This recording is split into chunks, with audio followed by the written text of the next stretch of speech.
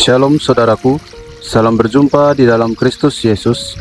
Semoga saudaraku dimanapun berada dalam keadaan baik dan sehat, senantiasa di dalam lindungan Tuhan hingga saat ini. Sebelum kita memasuki renungan kita hari ini, mari kita berdoa. Tuhan Allah Bapa kami yang bertahta dalam kerajaan surga, Tuhan Allah Bapa yang senantiasa memelihara kehidupan kami. Sungguh besar Tuhan anugerah dan berkat yang Tuhan masih berikan bagi hidup kami. Terima kasih Bapa. Bapa, kami akan merenungkan firman Tuhan hari ini. Ajar kami Tuhan tentang firman-Mu, buat kami mengerti dan mampu melakukannya dalam kehidupan kami. Terima kasih Bapa. Ini doa kami di dalam nama Tuhan Yesus kami berdoa. Amin. Saudaraku, bahan renungan kita hari ini diambil dari Lukas 11 ayat yang ke-28. Demikian firman Tuhan. Ia pun berkata, yang lebih berbahagia ialah mereka yang mendengarkan firman Allah dan yang memeliharanya. Saudaraku, manusia di dunia ini kebanyakan tolak ukur kebahagiaannya adalah materi, uang, ataupun penghargaan dari seseorang yang setinggi-tingginya.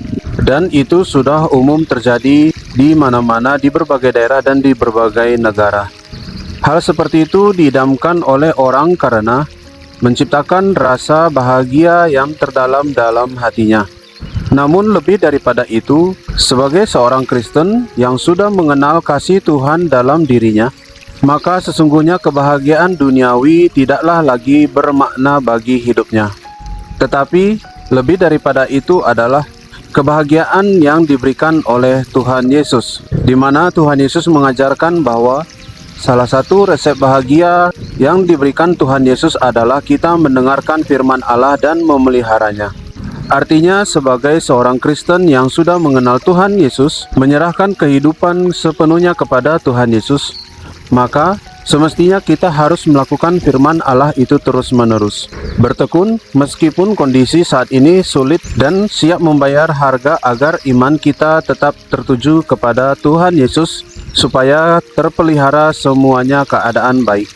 Jadi bagi orang Kristen saudaraku, keadaan sulit ataupun penghargaan dari dunia ini itu bukan lagi satu hal yang utama.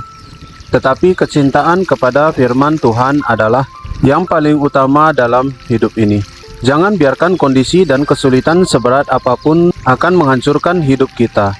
Tetapi marilah kita mengisi hati kita dengan Tuhan Yesus Kristus yang selalu memelihara firman-Nya dalam hidup kita.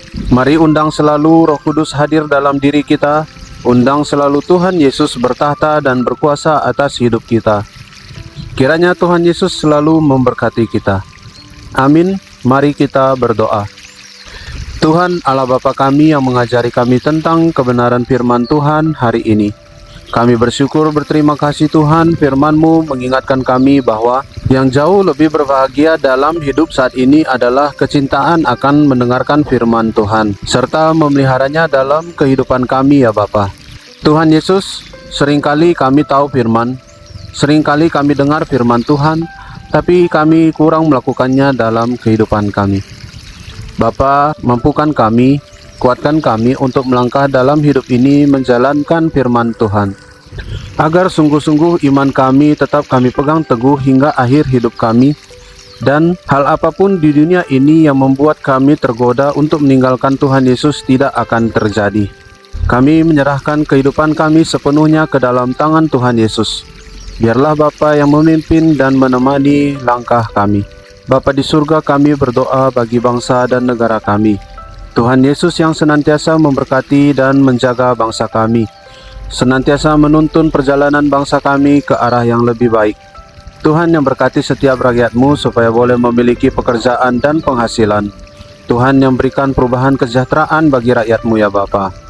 Engkau yang berkati juga pemerintahan kami dari yang tertinggi hingga yang terendah, supaya Bapa dengan sungguh mau menjalankan tugas tanggung jawabnya dengan benar di hadapan Tuhan. Biarlah Bapa setiap program pembangunan yang dijalankan dapat berjalan dengan baik dan dapat berdampak untuk kesejahteraan rakyat-Mu. Terima kasih Bapa, kami berdoa juga Tuhan untuk keadaan dunia saat ini. Kami menyerahkan sepenuhnya Tuhan setiap bangsa dan negara ke dalam tangan Tuhan. Biarlah Bapa, perdamaian boleh terjadi di dunia ini. Setiap bangsa dan negara boleh saling berdamai, jauh dari peperangan dan perpecahan. Dan biarlah Tuhan, rakyat di setiap berbagai negara dan bangsa boleh beraktivitas dengan tenang dan aman. Kami juga berdoa untuk keluarga kami. Tuhan yang berkati senantiasa, lindungi dan jagai dimanapun keluarga kami beraktivitas. Biarlah ya Tuhan Yesus, keluarga kami senantiasa menyatakan Tuhan. Tuhan yang berkati menjadikan berkat bagi banyak orang. Dan banyak orang mengenal Tuhan Yesus, menerima Tuhan Yesus sebagai Tuhan dan Juru Selamat. Terima kasih Bapa. Kami berdoa juga Tuhan terus untuk usaha dan pekerjaan kami. Tuhan yang tambahkan berkat dan rezeki di dalam kami mengusahakannya, supaya dengan berkat Tuhan tercukupi kebutuhan keluarga kami, dan juga kami boleh berbagi untuk sesama kami. Ajar kami bijak Tuhan mengelola berkat Tuhan supaya nama Tuhan tetap dimuliakan. Terima kasih Bapa. Sepanjang hari ini biarlah Tuhan yang memimpin mengarahkan hidup kami. Tuhan yang membawa kami kemana kami harus melangkah, agar hidup kami tetap menyenangkan hati Tuhan dan memuliakan nama Tuhan. Terima kasih Bapa. Ini doa dan permohonan kami. Kami sampaikan di dalam nama Tuhan Yesus. Bapa kami yang di sorga, dikuduskanlah namamu, datanglah kerajaan-Mu, jadilah kehendak-Mu di bumi seperti di sorga. Berikanlah kami pada hari ini makanan kami yang secukupnya, dan ampunilah kami akan kesalahan kami, seperti kami juga mengampuni orang yang bersalah kepada kami. Dan janganlah membawa kami ke dalam pencobaan, tetapi lepaskanlah kami daripada yang jahat, karena Engkaulah yang punya kerajaan, dan kuasa, dan kemuliaan sampai selama-lamanya. Amin. Kiranya Tuhan Yesus senantiasa menolong dan memberkati kehidupan kita. Sampai jumpa pada renungan berikutnya. Shalom, Tuhan Yesus memberkati.